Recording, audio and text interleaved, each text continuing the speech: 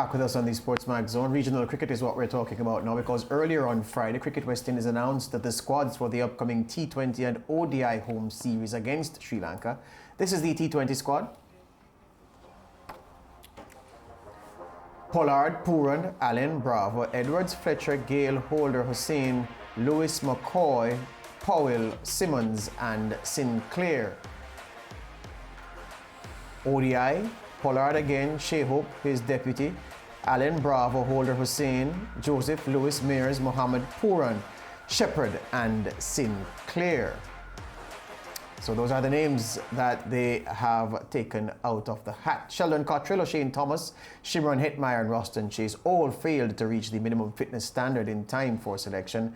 They remain in Antigua after the final of the CGI Insurance Super 50 Cup to work on their conditioning. So the names that people would have focused on in terms of omissions, there is an explanation issued by Cricket West Indies saying that it's a fitness issue why those guys aren't selected.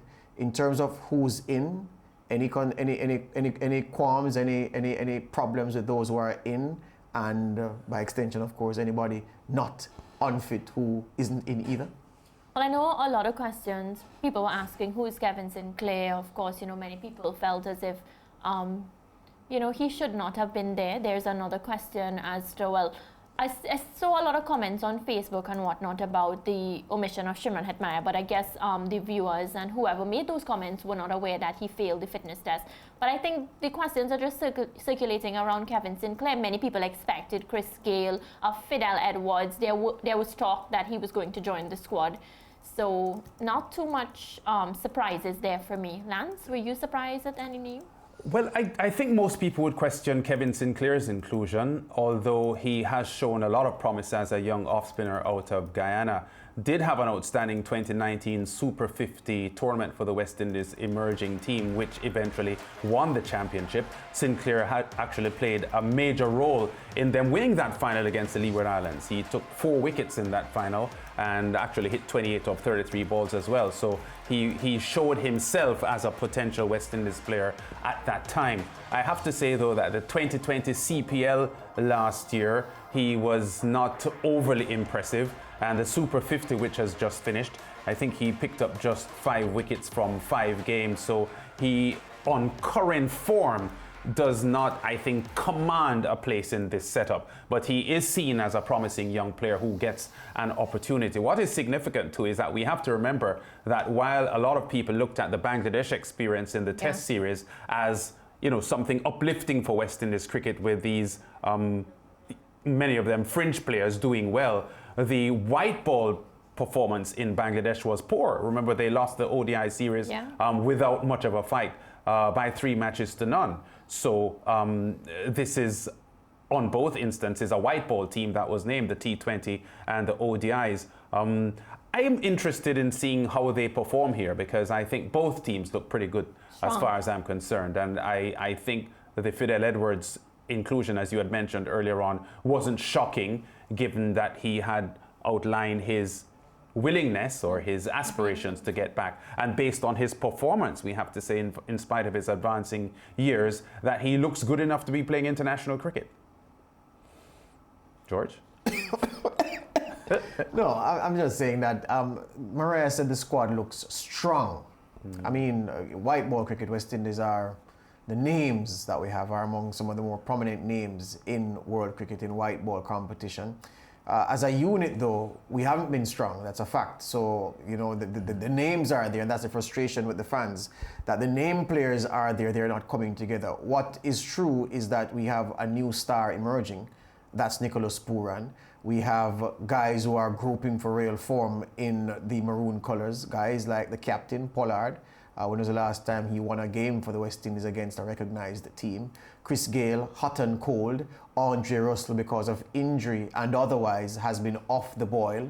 So this Sri Lanka series offers the opportunity for some men to restore some sheen to their reputations, for a bona fide, a rising star like Pooran to continue his upward trajectory, and for Lendl Simmons, and that's the thing, Lendl Simmons has a talent of a superstar, but he hasn't always been that, so it's a bit inconsistent. So again, with the World Cup, the carrot at the end being dangled for the end of the year, this is an opportunity for men to stake claims and to make themselves must picks in any 11 that the West Indies is picking in white ball cricket. So from that perspective, I'm keen to see how the unit performs, how the individual pieces acquit themselves. All right, well, still with cricket, a short while ago, the 5th place playoff in the Super 50 Cup between the Leeward Islands Hurricanes and Barbados Pride at the Sir Vivian Richards Stadium in North Sound ended with the Hurricanes winning by 7 wickets. After winning the toss and electing to bat, the Pride posted 265 for 7 from their 50 overs, with Jonathan Carter top scoring with an even 100 against Alzari Joseph, 3 for 44. In reply, the Hurricanes reached their target of 266 with 9 balls remaining, with Devon Thomas leading the way with 117. Scores in the match: Pride 265 for 7, Hurricanes 270 for 3. Well, the Super 50 competition climaxes on Saturday when unbeaten Trinidad and Tobago Red Force take on Guyana Jaguars at the Coolidge Cricket Ground, also in Antigua. The Jaguars completed a comprehensive 95-run win over the Windward Island Volcanoes at Coolidge in their semi-final on Thursday.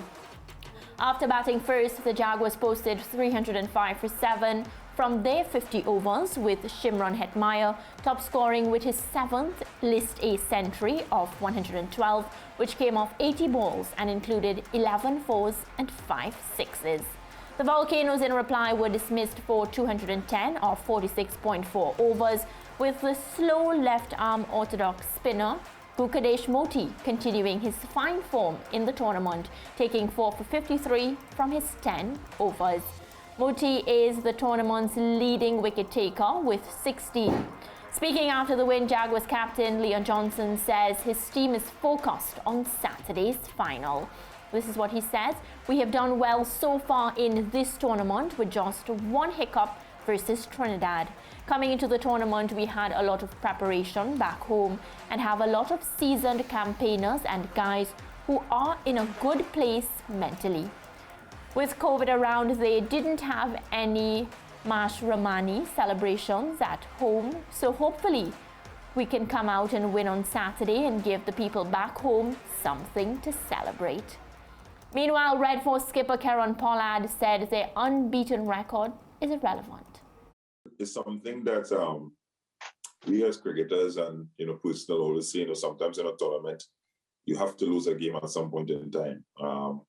But that was taken off the records in the last CPL there, where TKR was able to go unbeaten. So now, with that being said, I just believe that we just have to continue doing what we have been doing and continue to try to improve.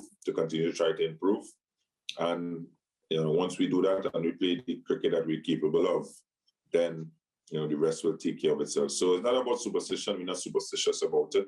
We have gotten here thus far, and again, it's one more hurdle to cross. So we have to do what is necessary.